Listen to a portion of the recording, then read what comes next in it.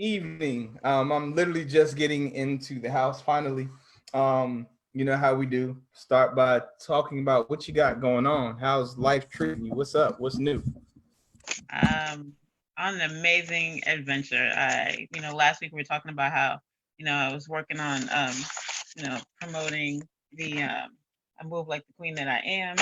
I have a couple of mentees that I have right now that I meet with, and I was able.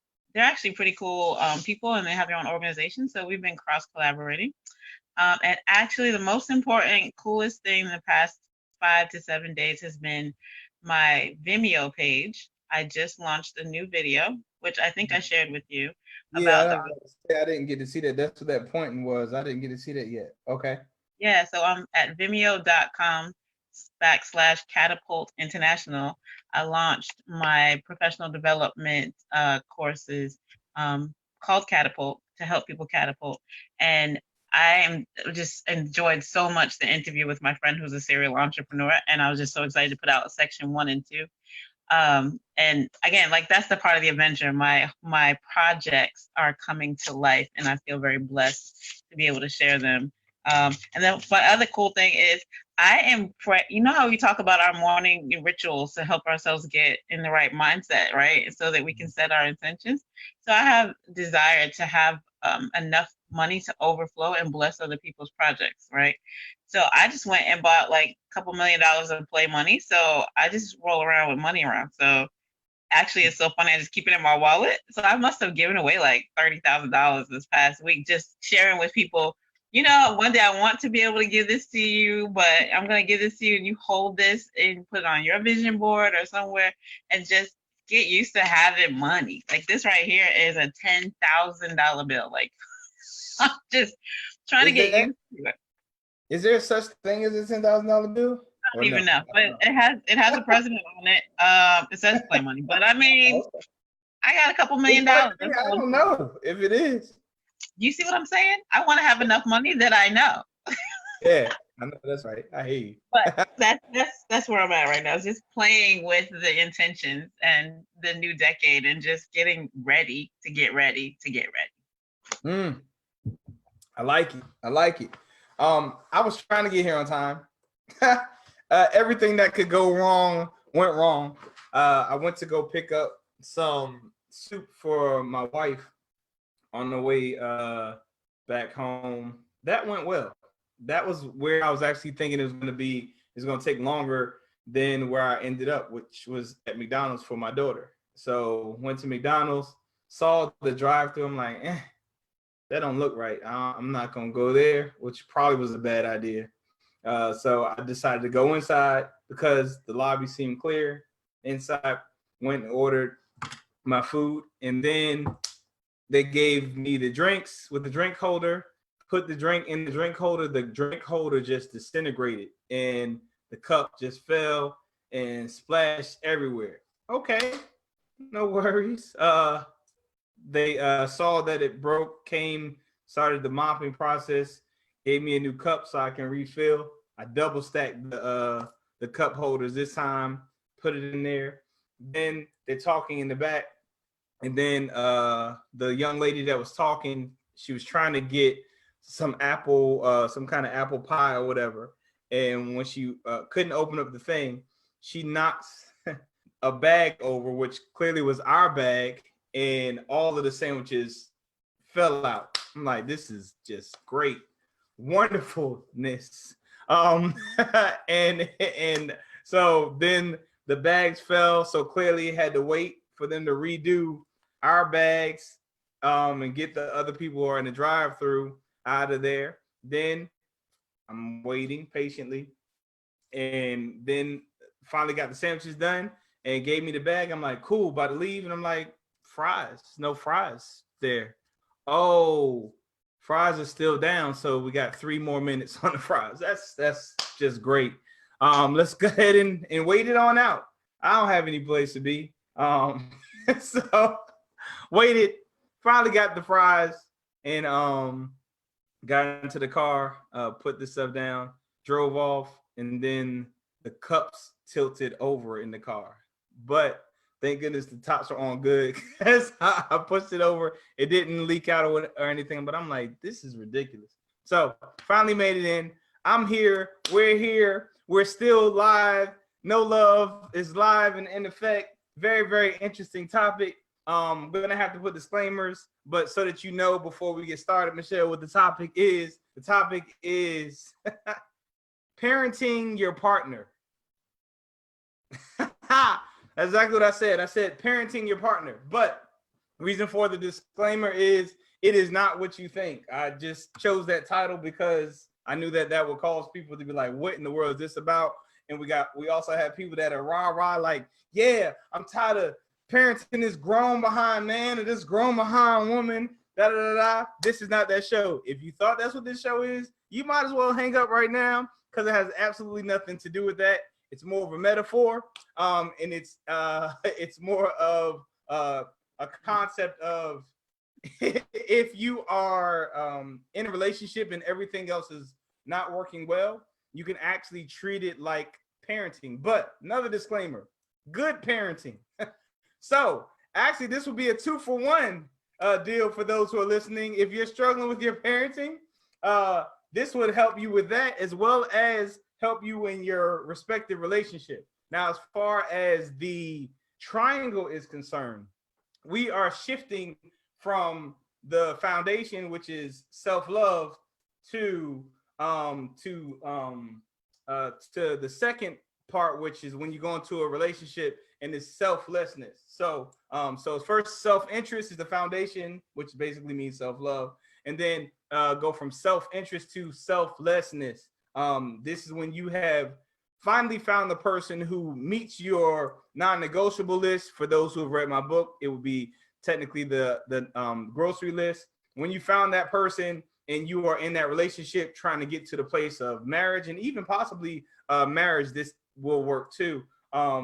These are the principles that we're going to go over today, and how considering it or utilizing the thought process of a parent will assist in making your relationship successful. So before I start, do you want to say anything, Michelle?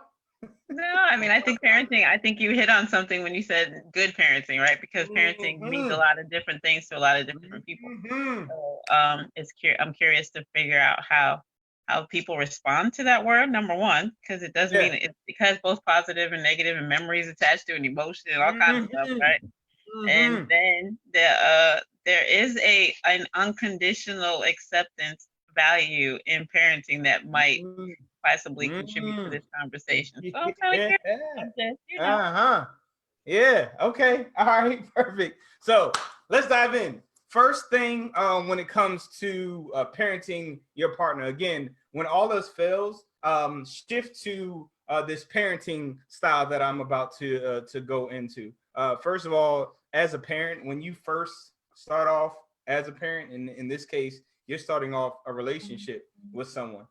So you, as an effective and a good parent with a new child or a growing child who now is learning how to talk and things of that nature, you take the time to help them understand what you know and how you see things. You take the time. You do not assume that they know.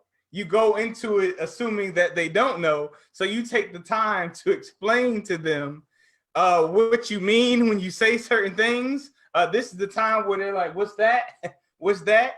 And indirectly, that is what the person that is with you is saying. They just don't technically say, what's that? What's that? But they're studying you and they're interacting with you and they don't know you. So if you go into the relationship from a communication standpoint as if they don't know, when you communicate, you will take the time to better explain to them how you're thinking, what you meant when you said this, what you mean when you do this, or how you share this or speak or what have you. So you go into parenting with a newborn, and in this case with a newborn relationship, with taking the extra step to explain yourself and to make sure that what you're saying is understood and there's clarity behind what you're saying and what stuff means and things of that nature. You're literally teaching them a culture, but in your case, when you're exchanging with a actual your partner, you're teaching them your culture, where you came from, how you view things,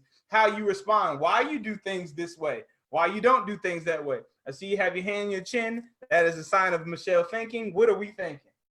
We are thinking from the devil's advocate, right? So I'm from the other side of the conversation.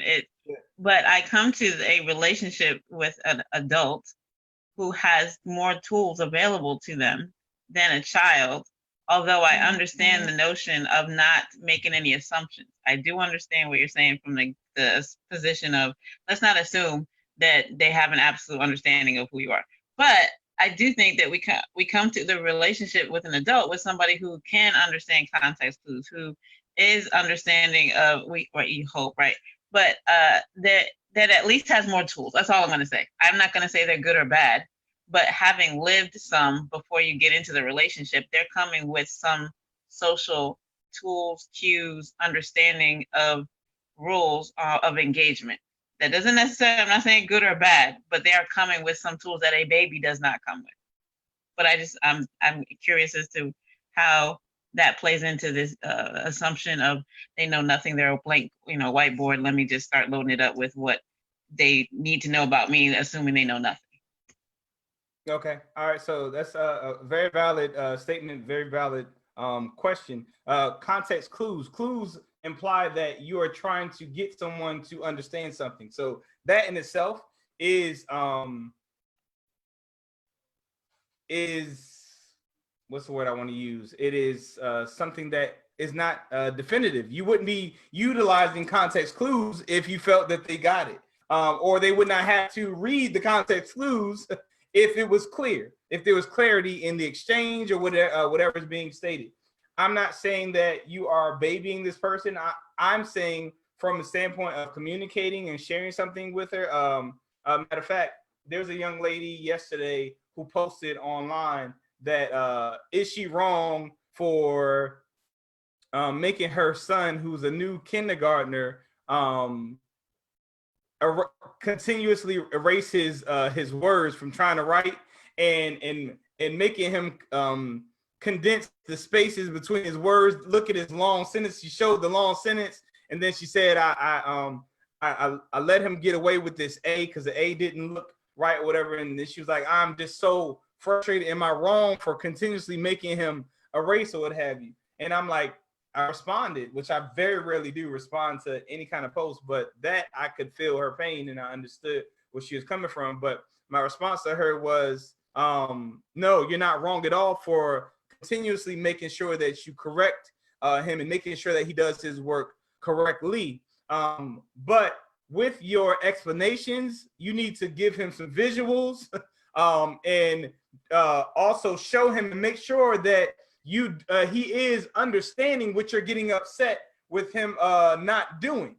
Because oftentimes us as teachers or persons who are relaying a message, we assume that we came across as clear. And what I'm saying is, just like I'm speaking to the young lady about how she responds to her son, you should make sure that it's very clear as to who you are, which is why people are dating. I typically do not recommend, and I tell them not to text that often.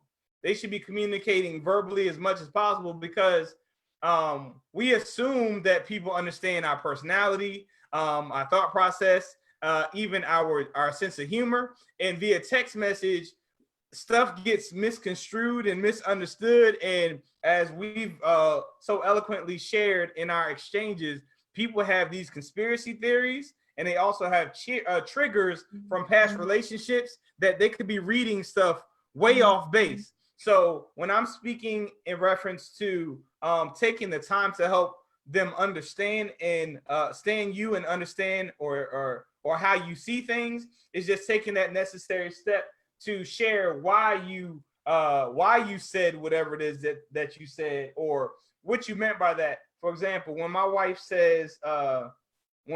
text messages me a joke or whatever, or a meme on Facebook, she typically says, I hate people.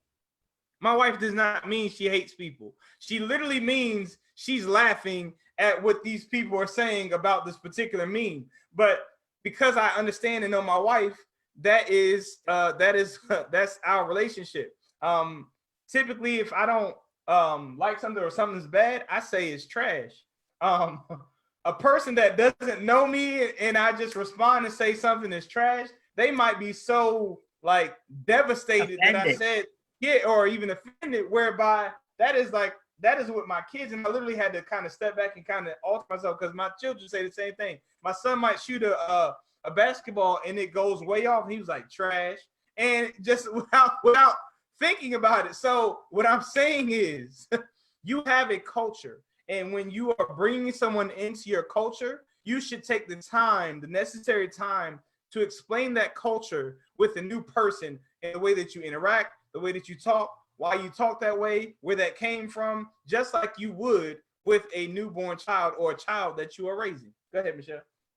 I think that one of the things that's interesting coming from a manager trying to explain the culture of my environment to a new hire, which is very similar, is it's very easy to get frustrated with people who don't understand right away or who don't see things the same way you do in your first pass at explaining it, right? So we assume, it's an assumption, but you're assuming if I speak English and you speak English and I say these 7 words that make sense, then you should understand what these 7 words are. And so it's very easy to get frustrated by like, I just said the sky is blue and you're looking at me like, what sky? And I'm like, now I'm frustrated because I'm like, what do you not understand? You walk under the sky every day. What do you not understand about the fact that I'm telling you the sky is blue? And my thought from this conversation is, in a relationship, especially when it's meant to be filled with more grace because it's a romantic or loving relationship, right? You're a little bit supposed to give them a little bit more grace, but that we tend to get frustrated when, just like you do with a child, you know, people who don't have good parenting skills or don't have patience will get frustrated with an infant because they don't understand why they can't understand what this child is trying to communicate. And you can, and having been a parent and had PTSD, post-traumatic stress, or just postpartum, it's very easy to get frustrated and overwhelmed because this child is trying to communicate and you can't understand, and it's not even the child's fault.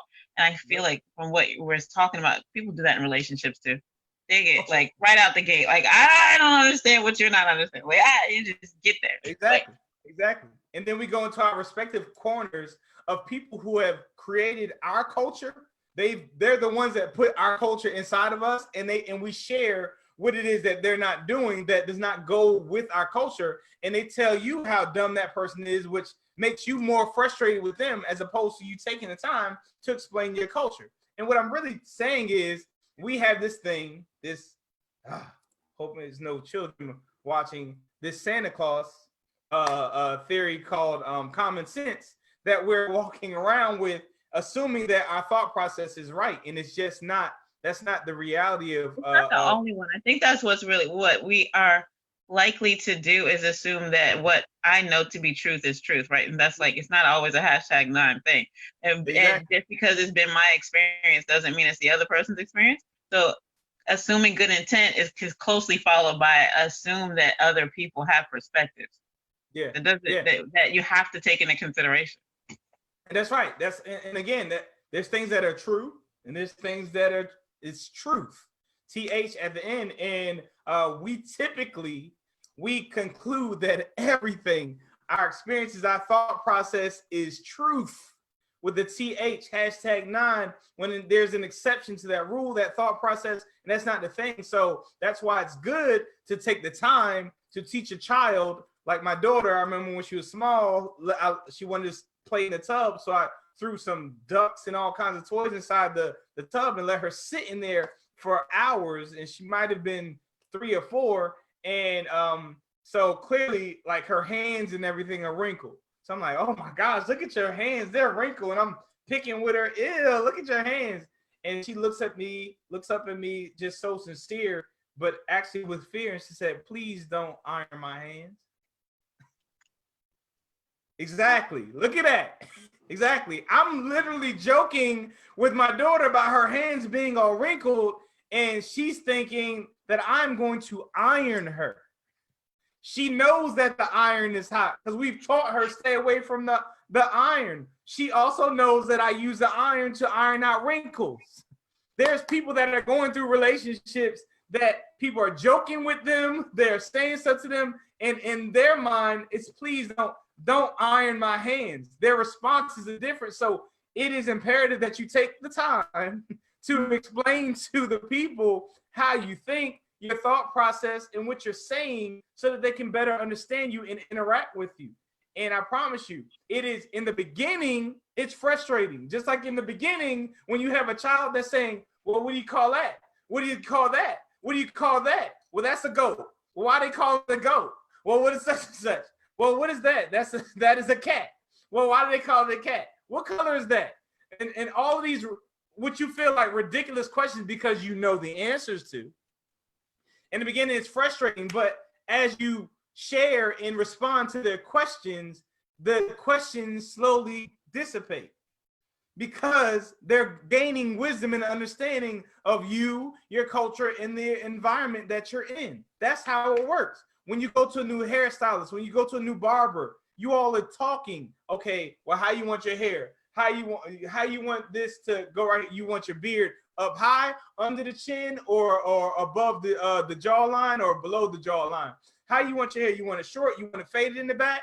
And then after several times of doing that communication, they're doing subtle taps. Y'all are talking about all different things. They're tapping their head, moving your head, and everything is just happening. Because in the beginning, it takes that necessary breakdown, explaining and understanding so that you all can eventually get a rhythm in the flow that allows for you two to maneuver because you understand each other. But it first took necessary and even frustrating time to break down and understand, or teach someone to understand you, your thoughts, the words, and the jargon, or whatever you want to call it from a business standpoint, for them to better understand your culture and how you interact. Anything else before we go to the next point? You got anything? I'm not exactly sure what the next point is, but having been a parent, I am a parent. I think that and having a relationship, that it's also is that first chapter of sharing information from a perspective of understanding that they don't know. But then there's that next chapter of allowing them to come to conclusions that are separate and different from yours, and being able to respect that, and not having to always be in agreement, to have respect for each other.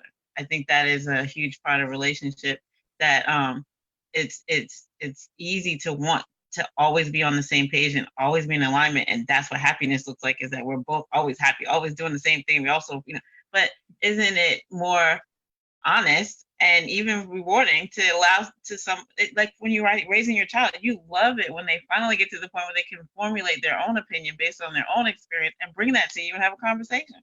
In a relationship, it's awesome to have that person maybe not have the same position, but be able to at least talk about it. Yeah. Most certainly. Exactly. So this next one, it's tough. You kind of alluded to it in the beginning, but hold on. Let me respond to this comment here. That is why communication is so important. And when things are misunderstood, you should clarify or parent, she put, the other party so they know what you mean and where you are coming from. That's exactly right, Miss Ann, Miss Lisa. Appreciate your response and sharing with us. Second one. This right here, I think, is one of the things that subtly destroys relationships right here. And this one is protect them from hurt, harm, or danger, and patiently fight to get them better physically, mentally, and spiritually, no matter their mistake, their bad decision, or the circumstance. Now, when we got our kids and they mess up, we defend our kids and we got their back. That's my child. That is my baby. What do you mean? Put him out on the streets or do this to him or do that to him. That is my baby. That is my flesh and blood. That is my child. He came from, what do you mean? But when it comes to a relationship, when that person messes up, who is somebody else's child, by the way, just like you are somebody else's child that is going to mess up and jack up and make a poor decision or whatever. Now, Trash. mind you, again, back to what I said. Good parenting. Nowhere near did I in this statement did I say that you allow anybody to disrespect you. If you are a good parent, you would not. No way did I say that there's no consequences for their actions. If you are a good parent, there will be. So this is not saying that you let anything pass without the proper response to it, or the proper consequences to it, or even if sometimes you do have to put your child out. You do have to separate yourself from your child or what have you. So I am not negating anything like that, but I am saying that if we start shifting our thought process to no, that is my wife or that is my husband, in the same manner that we say that is our child, we will start fighting to make sure that they get right, as opposed to fighting to get them out of our lives. We'll start trying to strategically get them right, or get them help, or just be in, like we talked about a while ago, how we said your mate is your mirror or something of that nature. You would be into it where it's a we thing. There you go. It's a we need to get this together. We need to get him right. We need to get her right. I know she made a bad mistake and it actually harmed me or our household or our name or whatever, but we are going to go get through this together. And that's what we do as parents with our children, but we don't do that with our people getting inboxing me and everything. We don't do that when it comes to our spouses, which is why we give up on them, because we don't look at them the same way that we look at our children. If we did, I promise you, there'd be some more fighting collectively, and there'd actually be some more people that just really appreciate their spouses because they see that they went in on with them to combat or help them with their weaknesses, their struggles, or whatever that mistake was. Go ahead, Michelle. I see you thinking. Boy, do I see you thinking. You're so funny.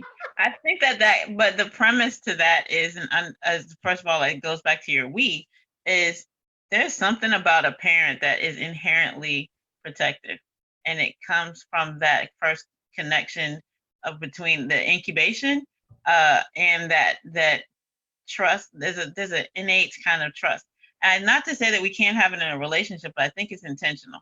I think that it's not just chemistry. I think it's about making a decision on some level, whether it's just internally to you or it's together, but some decision has to be made to get to that same level of commitment to be invested and protect and get it to be a we. It's not an accident. I think, and I've been divorced. So, I mean, it's not just saying the words and walking down the aisle and being married doesn't get that level of commitment. There's something more that has to be done to get to, we are in this together and we are a unit that I'm willing to, just like a child. If you act up in the street, you're like, I'm going to defend you in the street, but I'm going to take care of this at home. Like what's not going to happen is we're not doing this repeatedly, but I'm not going to let somebody else do that to you. So there's got to be something that we must do internally within the relationship or within ourselves to get to that same level of passion and commitment about this other person. What would that be? Oh, that's a great question. You said it. You actually said it indirectly.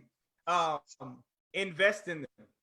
What you invest in is what you are invested in or invested in, and that's what you are indirectly saying, that it's like that had you saying that you go hard for your children because you've invested in them. You remember changing their diapers, you remember carrying them, you remember all the stuff that you put into them. And if you're not doing that in your relationship, you're not vested. And you don't feel like there's a loss or anything of that nature. So it's easy to throw it away. And that's what Ann said, unconditional love.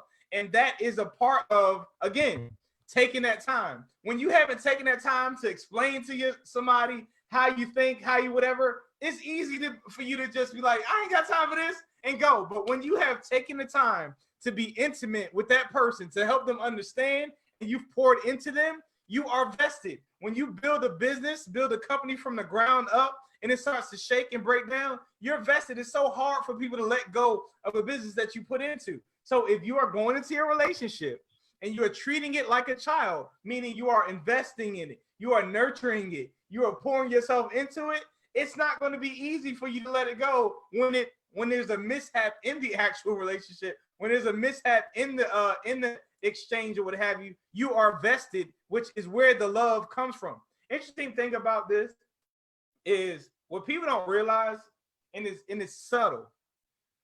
When you do stuff for people, you're vested, and you almost feel like you're responsible for them. I'm talking about past parenting. I'm talking about mentoring or whatever. Like if you coach someone in business or whatever, you bring them in. Hey, I see you're working on this, and it's not gonna look right. If you want to advance, you need to do this. You've poured into them. You feel vested, and that's what happens when you are actually in a relationship. When you've taken that time to really invest in their growth, in their nurturing, and all of that, and in the protection of them or what have you, you're in. So when they slip up, it's gonna be hard and it's gonna hurt because you're gonna think about all the stuff that you've done for them. But it's not easy for you to give up. And it's like, nah, we gotta fix this. I've put too much into this for this to go down that way. So that would be, so it's actually serving that causes you to stay and build and have that unconditional love because you've shared and poured yourself into them.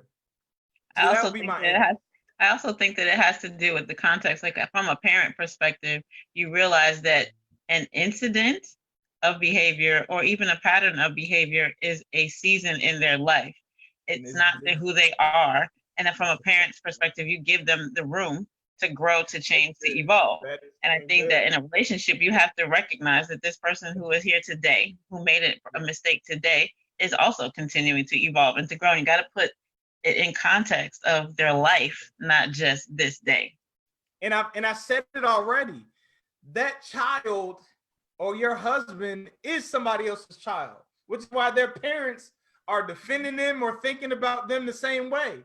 And if y'all both do it, y'all both are attacking whatever their struggle is and helping it to be a season as opposed to a cycle. Because you need to repeat that one. It is a season, not a cycle. #9. Sometimes it's a season, not a cycle. Exactly. And sometimes we assist in it being a cycle because we don't take the time to assist them through it being a season. If we keep rehearsing the situation, it becomes a cycle. Not because they wanted it to be, but we have pigeonholed them or held them hostage to a particular habit, and now they've decided that that's part of their identity. And now you've almost self-sabotaged because you emphasized and almost validated a negative behavior, and now you're reaping the benefits of it. When you have a life sentence, you don't try to change. You have nothing to hope for. So if you're given a life sentence about how you were always a dog, or how you were always a cheater, or how you were always disrespectful, or how you were always a nobody, how you always never had a never work, how you always, if you're given a life sentence, you have absolutely nothing to aspire to. You have nothing. And if you don't have anybody that's trying to motivate you and build you to get to something better, but they're always calling you something that you don't want to be, what is the reason for trying to grow? You have a life sentence. You might as well just be it.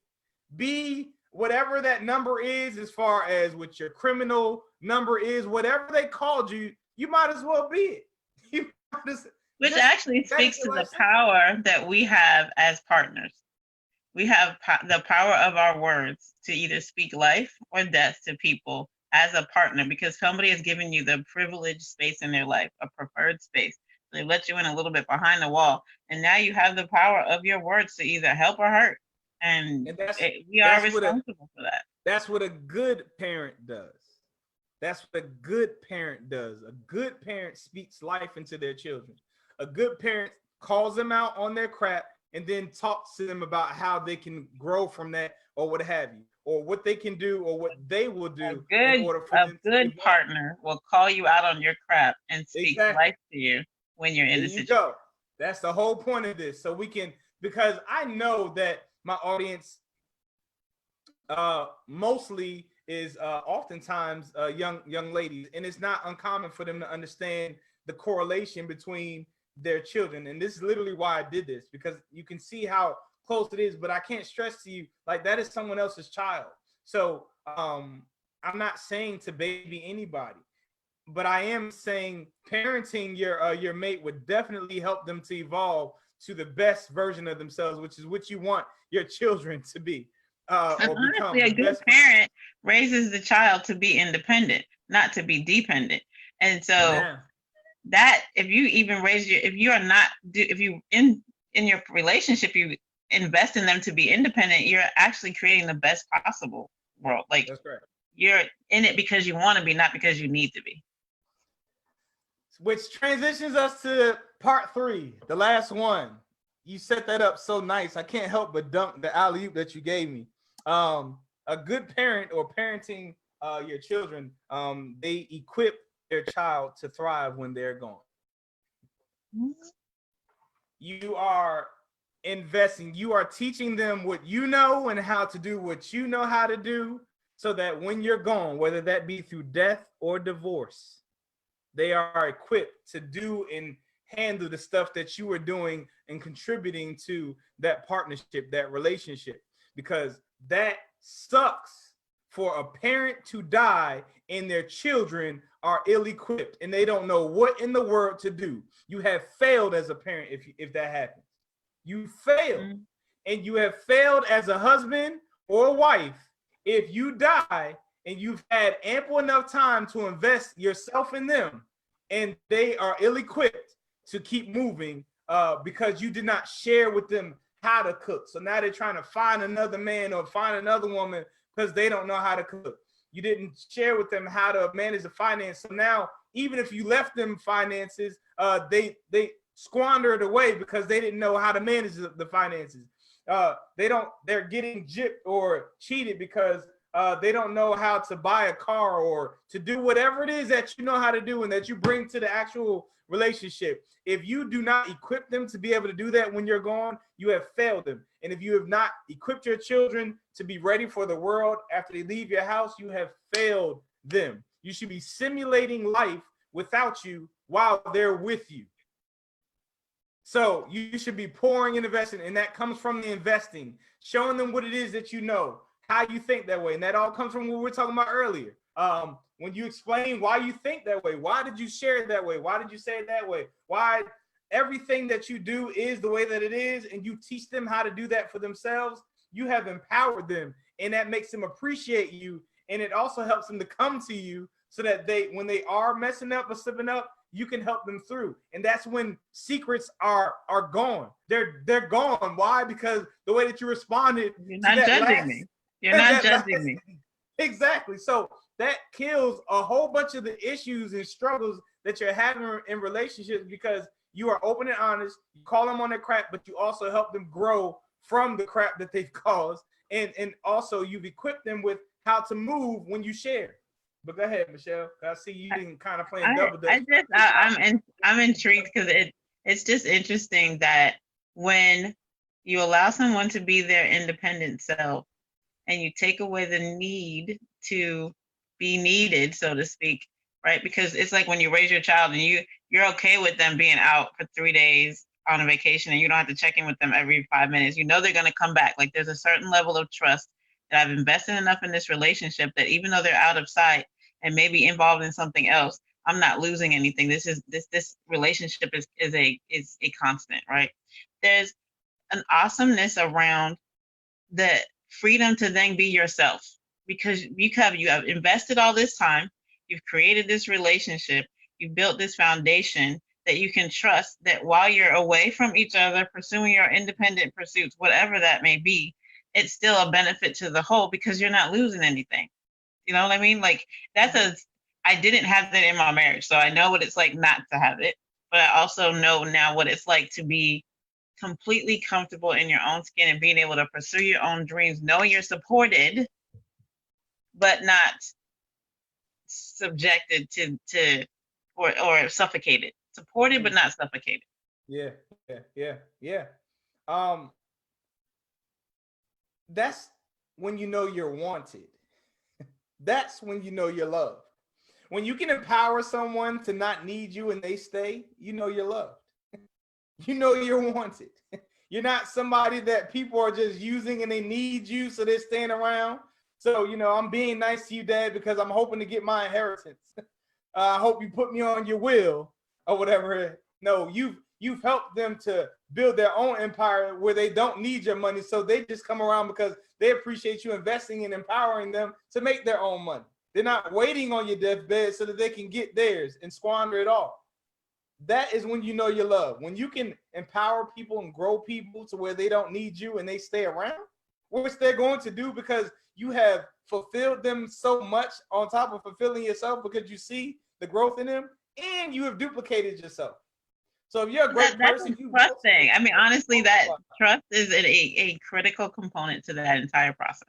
And for a parent too, to be honest, a parent has to trust that the work that they train up a child in the way they should go.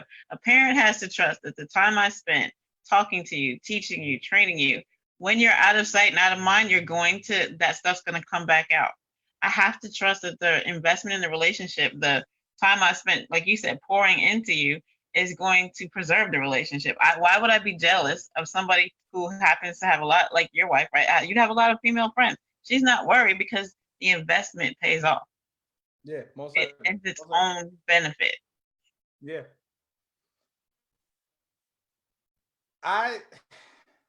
This right here, if people could just shift their thought process and treat their mate the same way that they treat their child, which the young lady already put, unconditional love. It's basically what it is. It's unconditional.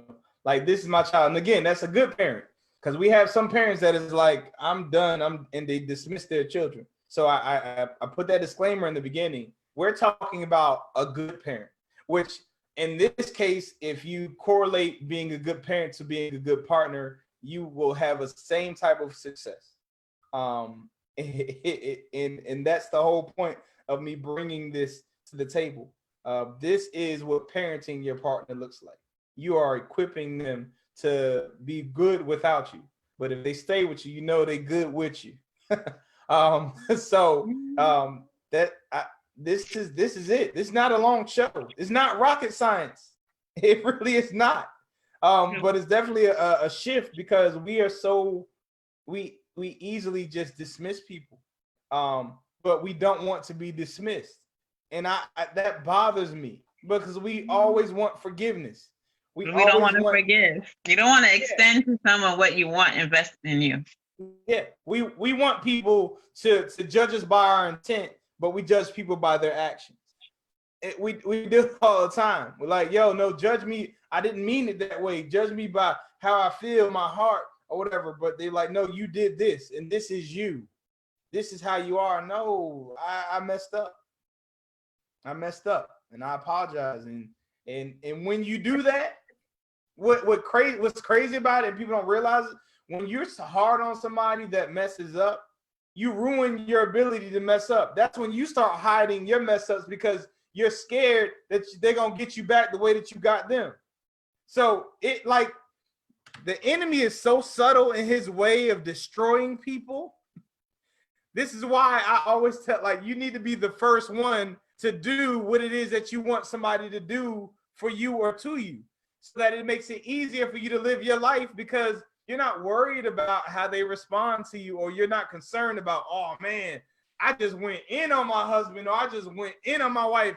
I know she gonna mess me up about this, and then now you hiding stuff, and there's no trust and honesty and intimacy. Or you have such a false sense of self that you feel insulated and up in your pious tree, that you can dog people out or judge them and hold them accountable without being held accountable. Like, it's not a two-way street. It's when it's all about I and not about we, then you're sitting on your perch, dictating from the throne, not realizing that it comes back. It comes back. Yo, if you have an I as opposed to we mentality, that's gonna lead you to an island by yourself. that's just it. And it's so crazy, because people, they're so consumed and so interested in themselves, and it leaves them by themselves, and then And they that doesn't have realize that, anything to do with being cute or rich or anything. Like you can have all the assets that would attract the partner that you're looking for, but those aren't the things that keep them. Like there is nothing about the superficial that keeps people for the long run. nope, and time itself destroys it. Time itself destroys. I can't stress that enough. Like, oh my gosh, time itself destroys. I'll put it to you like this. Every single shoe or outfit that you have at once was a favorite shoe or a shoe that you liked, but you don't wear it anymore. Time ruined it. People get excited, the new Jordans or whatever, and they're not wearing the ones that they were so in love with several years ago. Time ruined it. The usage of it, it ruined it. Like, and people, they don't, it's hard for me to not see that. And people get on me. I literally had a guy, he said, Eddie, I want you to buy a new car because I want you to have nice things. My mind does not work that way. Like, all I see is a liability. I see a whole bunch of money that was just wasted on something that depreciated 20% when it was driven off the lot. I could wait, make you pay the 20%, you return it, and then I go buy it for a smaller price in cash and not have to worry about having to pay for it. That's not how my mind works. They're so caught up in how it looks. And I'm like, in several months, you're not going to like your car. You're going to be looking for another car. I think when your values shift, then you can have a little bit more freedom. I think so along with the parenting, I'm in the empty nest syndrome, almost to empty nest, where that next chapter of you're looking now that the paradigm has shifted and I'm dealing with almost friends, or associates versus children, small children. And there's a liberty that comes from relaxing off of the investment and not looking at the value is different. I'm not looking at this shiny thing. I'm not looking at your grades anymore. I'm not looking at, whether you cleaned your room anymore. Those aren't the determinations of whether you're good or bad. Now it's how are you investing in the world? How is your citizenship? How independent are you? Like, as we grow in a relationship, the values shift. And that's part of good parenting, is allowing them to shift, and intimacy and connection looks different as time goes on. It's why you look at those older couples and they either are in sync and they look like each other, but things have shifted over time. Yeah, it's worth the investment. Yeah, it's worth the investment. And if you're evolving, that's a constant reteaching and investing, which makes the closeness get even closer. And once you get past those hurdles of those mistakes, and protecting them from hurt, harm, and danger, and helping them to evolve and better themselves. Again, that investment causes the closeness, which in turn also helps people realize that, this person really has my back. This person is really for me.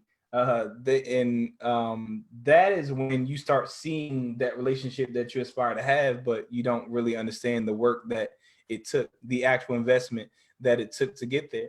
Not to mention, when you talk about the word investing, when you invest, you said it, but you didn't realize what you said. Once you invest well, it allows for you to sit back and watch the return of your investment. But it's hard putting it in at first before it's going to yield you the good return. It's hard sitting at that table with the young the baby that keeps on messing up on their letter A or their letter B, but after they start getting it, it relieves you of having to deal with them or have to sit at that table all the time if you do it right with them the first time. But it's hard in the beginning. It's always hard in the beginning. It takes more work and time in the beginning. But if you take the time, because I say this over and over again, you can't get past the process. You're gonna have to have the process. Speaking to your process, one of the things you often speak about is how consistent you are with your process. And so, and you repeat the same thing, and they learn by example. They learn by your integrity and your consistency. And I think that that's a valuable attribute in this parenting construct of relationship is, there is I have to say, consistency is healing for me. Having come from an inconsistent experience, consistency not necessarily overarching expressions of affection, but just consistent Yeah, presence. most There's certainly. something about a parent that is consistent and present. Even it's like that father that's always at the chair. You always know that on Tuesday he's gonna be at the chair, and you just know Yeah, yeah, there's a certain dependency there. Like I wish that we had more of that in relationships. yeah, most certainly. But when you start investing in doing that, that automatically it comes. But we're not. A lot of people aren't willing to do the work, yet they want the results. Um, and it's so many people that want the trees of the acorn that other people have taken the time to nurture and grow and evolve. They want to sit under that tree and get the shade from this woman's man that she has put all of this time with him as an acorn. And they want to just get all and they don't even realize if that person transitioned over to them, there's no way that they would even appreciate or reap the benefit of the shade and hard work and investment that the other person went in. And typically Not when at they the same transition, level. Not at the yeah, same not at level. all, nowhere near. They have no idea what they're getting into. That's why I laugh. Like people claim that they want to be with me or whatever. I'm like, yo, you could not. You don't know what you asking for. You don't know what you asking for. You can't. You Jesus. cannot. You could not. I'm like I indirectly listen to the stuff that you have a problem with. Just being in a dating world or whatever. You couldn't handle just like you said, Michelle. You like I have a lot of women friends. I could be talking on the phone with a young lady at 2-3 o'clock in the morning. My wife would just get up, ask me a question, and move on. I mean, I might be FaceTime and move on. She's not thinking about that. You can't handle that because you have insecurities. You can't. You got all this stuff. I go and hug. I hug Michelle and kiss her on the cheek. I hug if I see him. Hey, Michelle. I'm in church. Hug. That's who I am. And you can't handle that because you're not secure enough. And I haven't nurtured you to be secure enough. So you be watching everybody questioning and all this stuff. You don't know what you're talking about. You think you want like you think it's you want funny. this tree, but you ain't willing to nurture the acorn. Exactly. Oh my God. And then I had people that come to me for counseling or whatever. I just want someone that listens to me. Then I call them out on what they said. You two, what they say? You two, what's the word when like when you use the word the way that you're supposed to, like is Literal. what I'm thinking of. Yeah, Literal? yeah, you're too literal. And I'm like, I thought you said you want somebody to listen to you. You have a problem with me calling you out on what you just said? I thought you just said, and they're like, oh, so now you don't. I thought you said you want a man that pays attention They don't to want y'all. you to. They want you to hear them, not listen. Listening is engaging, and a it's whole an bunch. active thing. They It's just want you to funny, sit but there. again, like people think they know what they have no idea. But we got to conclude this. It didn't have to actually. It ended a while ago. We ended up going ranting. But any closing remarks on this? No, I think that parenting as a framework for having a relationship is really a nice lens to look through to see what unconditional looks like.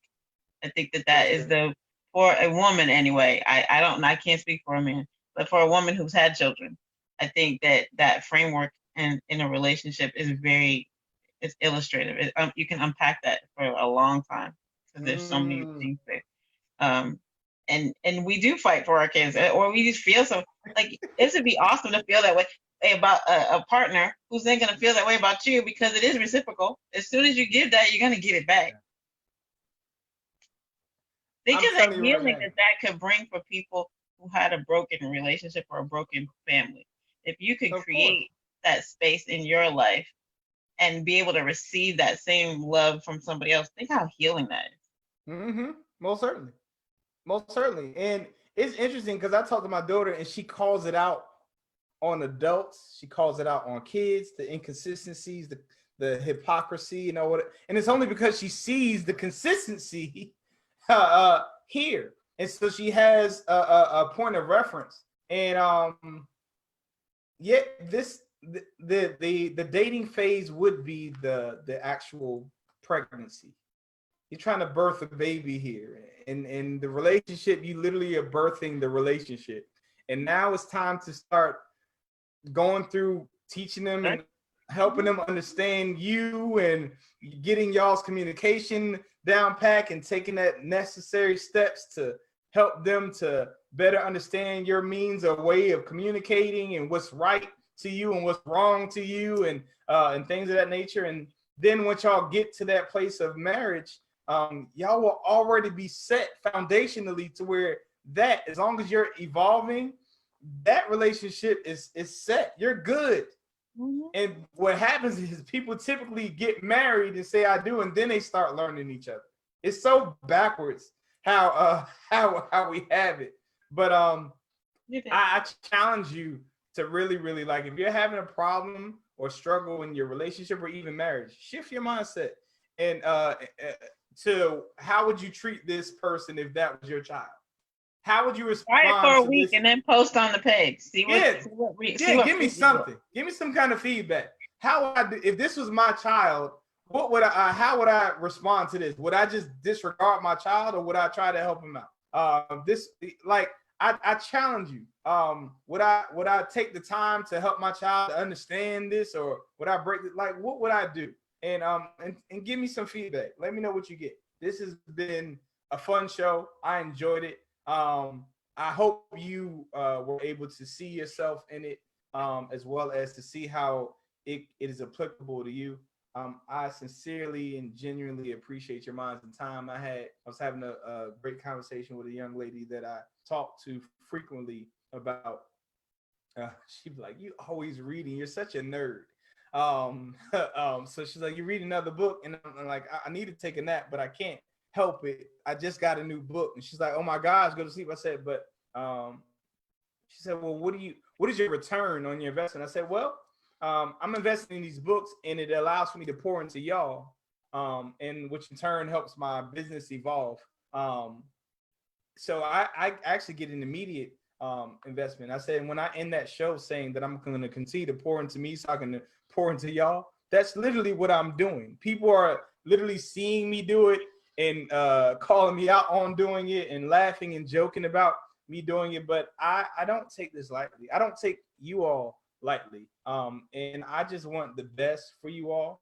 And I'm going to continue to grow again so that we all can grow and we can destroy the evil that's going on this earth with the love that that's growing inside of us through this movement, this podcast. So until we meet again, you all be blessed, be safe. I will continue to pray for y'all.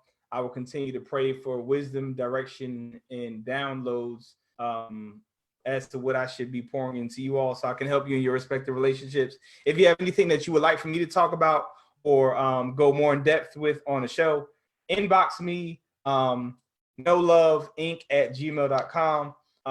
Share if you felt this was good to you, share it. Whether you're on the podcast, whether you're on YouTube, the No Love Inc. YouTube, whether you are on Facebook, share it. Share it if you feel that it could be helpful to someone else. If it was helpful to you, we'll talk. If you just want to talk to me privately, inbox me. We can talk. noloveinc@gmail.com or inbox me on Facebook if that's where you're seeing me at. We can chop it up. I promise you, I'm not a judgmental person. And like my child, I will look at you and we'll talk. I'm gonna call you out on your crap, but we're gonna grow together. Until we meet again, y'all be safe. Take care. Have a good one. Love y'all. Peace. Bye.